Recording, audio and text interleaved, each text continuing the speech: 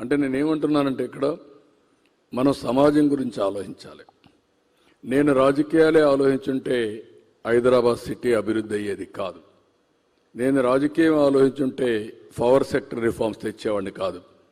ఎప్పుడు కూడా లీడర్ అనేవాళ్ళు వినూత్నంగా ఆలోచించి అవసరమైతే భావితరాల భవిష్యత్తు కోసం పనిచేస్తేనే అప్పుడే సాధ్యమవుతాయి. అందుకే ఒకప్పుడు తీసుకున్న నిర్ణయాలన్నీ ఈరోజు ఫలితాలు వచ్చాయి. మీరు చెప్పిన దాని ప్రకారం 95లో నేను సీఎం అయ్యి చాలా కఠిన నిర్ణయాలు తీసుకున్నాను. 99లో మళ్ళా గెలిపించారు. 2004లో నన్ను ఎవరూ ఓడించలేదు. నేను ఆ రోజు ఒక తపన ఏదో చేసేయాలని ఆలోచించాను. రెండు బ్యాలెన్స్ చేయలేకపోయాను. భవిష్యత్తులో ఎవ్వరికి అనుమానం అవసరం లేదు. బ్యాలెన్స్ చేసుకుంటూ సంపద సృష్టించడమే కాదు, ఆ సంపదను మళ్ళీ అర్హులందరికీ అందజేస్తూ ఎకానమీ బిల్డప్ చేసే బాధ్యత ఈరోజు కూటమి ప్రభుత్వం తీసుకుంటున్నాం. సంపద సృష్టిస్తారనే దాంట్లో అనుమానం లేదు. ఆ సృష్టి జరిగిన తర్వాత కూడా మీరు కొనసాగుతారా లేదా అనేది అనుమానం. నీకు అనుమానం అవసరం లేదు. నువ్వు 95లో ఉన్నావు, 99 ఎలక్షన్ చూసావు. ఈరోజు నరేంద్ర మోడీ గారు 11 సంవత్సరాలుగా మూడో ఎలక్షన్ అయింది. 4వ ఎలక్షన్ కూడా రాసి పెట్టుకోండి. మళ్ళీ ఎన్డీఏనే వస్తుంది, దాంట్లో అనుమానం లేదు. ఈ దేశ భవిష్యత్తు కోసం ఎన్డీఏ రావాల్సిన అవసరం ఉంది. సార్, మీరు ఇప్పుడే సూపర్ సిక్స్ గురించి మాట్లాడారు, పథకాల గురించి. నేను వేసిన లెక్క ప్రకారం కూటమి ప్రభుత్వం ప్రస్తుతం యాజ్ ఆఫ్ నౌ ఏడాదికి దాదాపుగా 50,000 కోట్ల రూపాయలు ఖర్చు పెడుతోంది సంక్షేమ పథకాల మీద. ఎందుకంటే అందులో బాహుబలి స్కీము ఉన్నది, ఎక్కువనే పెడుతున్నా. అంటే మీరు ఈ 4-5 స్కీములే, ఇంకా చిన్న చిన్నవి చాలా ఉన్నాయి. నేను చెప్పేది పెద్ద స్కీములు, ఎస్పెషల్లీ ఎన్టీఆర్ భరోసా, అదొకటే దాదాపుగా 30,000 కోట్లు అవుతుంది, 33,000 కోట్లు అవుతుంది ఏడాదికి. ఇది కాకుండా ఇంకా 2-3 స్కీములు మీరు ప్రవేశపెడతామని చెప్తున్నారు. అవి కూడా ప్రవేశపెడితే ఈ బడ్జెట్ అంటే సంక్షేమ బడ్జెట్ 1,00,000 కోట్లకు వెళ్ళేటువంటి అవకాశం ఉంది. 1,00,000 కోట్ల రూపాయలు అంటే మన బడ్జెట్ ఇప్పుడు పోయిన ఏడాది 3,30,000 అనుకుంటాను కోట్లు. 1,00,000 కోట్లు అంటే దాదాపు మూడో వంతు సంక్షేమం మీద పెడితే పెట్టగల సామర్థ్యం ఉన్నదా ఆంధ్రప్రదేశ్కి ఇవాళ వస్తున్న రెవెన్యూస్కి? అంటే అల్టిమేట్గా పబ్లిక్ ఏదైతే మేము చెప్పామో ఆ రోజు దాన్ని నిలబెట్టుకోవాల్సిన అవసరం ఉంది. అదే మరిగా అభివృద్ధి కూడా ప్యారల్గా తీసుకెళ్ళాలి. అందుకే అభివృద్ధికి నిధుల కొరత లేకుండా అనేకమైనటువంటి వినూత్న కార్యక్రమాలు ఆలోచిస్తున్నాం. ఈరోజు పీపీపీ మోడల్స్ ఉన్నాయి. ప్రపంచం మొత్తం ఫాలో అయ్యేది పీపీపీ మోడల్సే ఫాలో అవుతున్నారు. ఒక ఎయిర్పోర్ట్, ఒక పోర్ట్, ఒక రోడ్, ఒక టెలికాం, ఒక పవర్, ఒక కాలేజ్, అన్నిట్లో.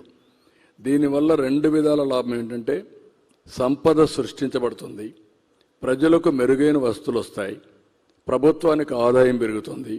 పెరిగిన ఆదాయాన్ని మళ్ళీ సంక్షేమ కార్యక్రమాలకు ఖర్చు పెట్టే పరిస్థితి వస్తుంది. అందుకే ఒకప్పుడు ఈజ్ ఆఫ్ డూయింగ్ బిజినెస్ అన్నాం, ఇప్పుడు స్పీడ్ ఆఫ్ డూయింగ్ బిజినెస్ గురించి మాట్లాడుతున్నాం. ఎవరైనా ఒక్కసారి అప్లికేషన్ పెడితే 100% అన్ని క్లియరెన్సెస్ అన్నీ ఇచ్చే బాధ్యత తీసుకుంటున్నాం. అదే మరిగా రాబోయే రోజుల్లో అవసరమైతే ఎవరైతే పెట్టుబడులు పెడతారో వాళ్ళు పెట్టుబడులు పెట్టిన తర్వాత వాళ్ళు కట్టే ట్యాక్సుల నుంచే వాళ్ళకి ఇవ్వాల్సిన ఇన్సెంటివ్స్ ఇస్తాం. ఆదాయం వస్తుంది, ఆదాయం నుంచే వాళ్ళకు మళ్ళీ ఇస్తాం. కొంత ఆదాయం మనకు డబ్బులు మిగిలే పరిస్థితి వస్తుంది. ఇలాంటి వినూత్నమైన మోడల్స్ అన్నీ మాస్టరైజ్ చేస్తున్నాం. నాకు ఏమాత్రం అనుమానం లేదు, మీరే చూడబోతున్నారు. ఇవన్నీ చేస్తాం. సార్, 95-2004 మధ్యకాలంలో మీరు పూర్తిగా డెవలప్మెంట్ ఎజెండా మీద దృష్టి పెట్టారు. ఆ రోజున మీరే చెప్పారు చాలా కఠినంగా ఉండేవాడిని అని. ఇప్పుడు అంత కఠినంగా ఉండటం లేదు, ఆ మాట నిజమే. అప్పట్లో చేసిన ఇంకా కఠినంగా ఉన్నా అప్పుడు లేని అవకాశాలు ఇప్పుడు వచ్చాయి. ఇప్పుడు టెక్నాలజీ ఒక హ్యాండీగా తయారైంది. ఆ రోజు ఐటీ గురించి మాట్లాడేవాడిని, ఇప్పుడు ఐటీ గురించే కాకుండా ఏ ఆఫీసర్ ఏ విధంగా పనిచేశాడో టోటల్గా డీటెయిల్స్ అని అప్డేట్ చేసే పరిస్థితి వచ్చింది. కాబట్టి బాగా పనిచేయించడం తప్ప ఎవరిని అవమానం ఇచ్చే పరిస్థితి ఉండదు. మీరు చెప్పినట్టు ఒకసారి కుండలు గుర్తుపెట్టుకోవాల్సింది, నేను ఒక మాట అన్నాను, వీఆర్ ఆల్ ఇన్స్పైరింగ్ టైం అని. ఇన్స్పైరింగ్ టైం అంటే ఏంటి? ఈరోజు గవర్నమెంట్లో 1 ఇయర్లో 700 సర్వీసులు వాట్సాప్ గవర్నెన్స్ ద్వారా ఏ ఆఫీసుకు పోయే పని లేకుండా మీకు నేరుగా అందించే పరిస్థితికి వచ్చాం. రెండోది, గవర్నమెంట్ డేటా అంతా డేటా లేక్లోకి తీసుకొస్తున్నాం. సెంట్రల్ గవర్నమెంట్ ప్రోగ్రామ్స్ కూడా తీసుకొస్తున్నాం. ఇది కాకుండా ఆధార్ కానీ అదర్ అథెంటికేషన్ తీసుకుంటున్నాం. ఫ్యామిలీ యాజ్ ఎ యూనిట్ తీసుకుంటున్నాం. ఇంకొక పక్క హౌస్ని కూడా జియో ట్యాగింగ్ చేస్తున్నాం. ఇవన్నీ చేసిన తర్వాత ఆర్టిఫిషియల్ ఇంటెలిజెన్స్ వచ్చింది. టెక్నాలజీ వాడుకుంటే బ్రహ్మాండంగా ఉపయోగపడుతుంది, దుర్వినియోగం చేస్తే మనకు అదే మరిగా దుష్ఫలితాలు కూడా వస్తాయి. అదే సమయంలో ఈరోజు రియల్ టైంలో సెటిలైట్స్ వచ్చేసాయి, డ్రోన్స్ వచ్చాయి, సీసీటీవీ కెమెరాలు వచ్చాయి, ఐఓటీలు వచ్చాయి, ఏదైనా హెల్త్ కండిషన్స్ మానిటర్ చేయడానికి వేరబుల్స్ వచ్చాయి, సెన్సార్స్ వచ్చాయి. నవంబర్ లోపల 42 పారామీటర్స్ ఏది కావాలంటే అది రియల్ టైంలో తీసుకుని హిస్టారికల్ డేటా పెట్టి సరైన నిర్ణయం కూడా ఏఐ ద్వారా మళ్ళా లాస్ట్ మైల్ కమ్యూనికేట్ చేసే పరిస్థితికి వచ్చాం. ఇలాంటి వండర్ఫుల్ డేస్లో అచీవ్ చేయలేకపోతే దానికి కారణం మన యొక్క చేతగాంతనం అవుతుంది.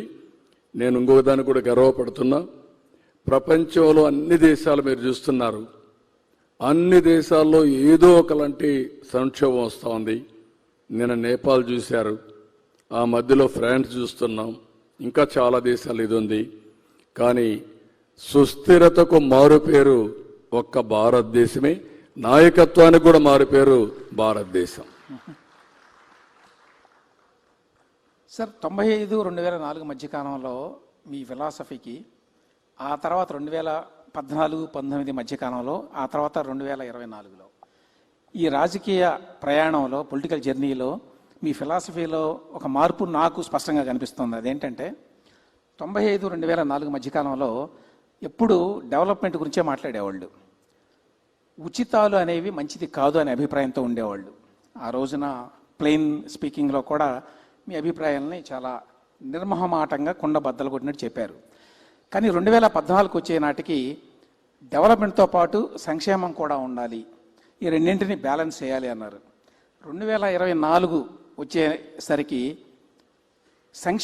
సంక్షేమం కోసం కాదు, అది ఎంపవర్మెంట్, అది ఎనేబులింగ్ మెజర్గా ఉండాలి. ఊరికి సంక్షేమం అంటే ఉచితంగా ఏదో ఉచితాలు ఇవ్వడం కాదు అని అన్నారు.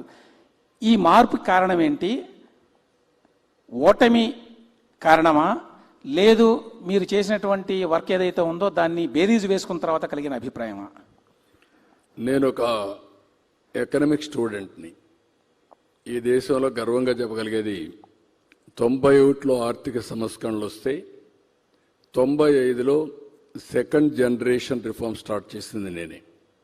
బోల్డ్గా స్టార్ట్ చేశాను. ఈ దేశంలో చాలామంది ఆర్థిక సమస్యల గురించి మాట్లాడలేదు. కానీ ఆ రోజు నేను చెప్పి ఇక్కడ మాట్లాడమే కాదు, ఫస్ట్ టైం దావోస్కు కూడా వెళ్ళి మేము ప్రపంచంలో ఎవరికంటే తక్కువ కాదు, మా దేశానికి రండి, పెట్టుబడులు పెట్టమని ఆహ్వానించాను. ఇలాంటివన్నీ చేశాం. ఈరోజు మీరు అన్నట్టు ఏంటంటే, ఒక ఎకనామిక్ స్టూడెంట్గా ట్రికిల్ డౌన్ ఎఫెక్ట్,